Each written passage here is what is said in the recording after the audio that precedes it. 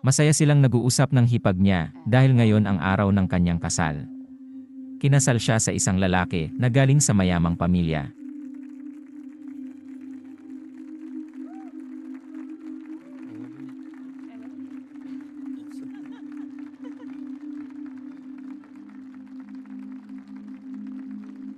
Okay naman ang lahat maliban sa isang matandang babae na hindi ata boto sa kanya.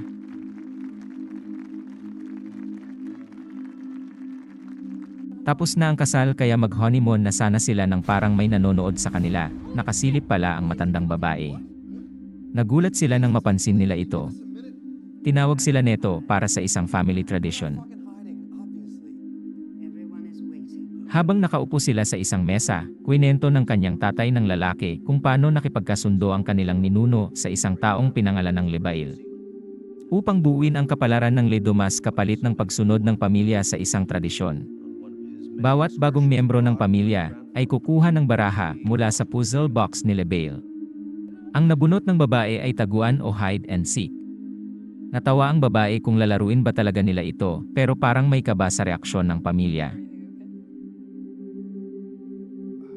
Sinimulan na nila naglaro, excited na parang bata ang babae magtago. Pero iba ata ang paghahanda ng pamilya dahil kumuha ito ng kanya-kanyang armas na pwedeng pumatay sa babae. Habang nagtatago siya, ay bigla na lang may sumunggab sa likod niya.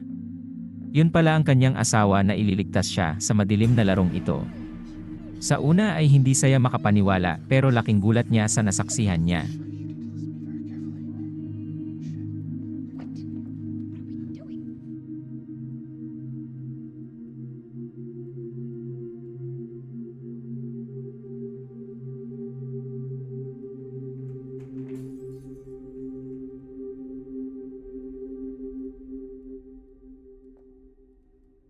George?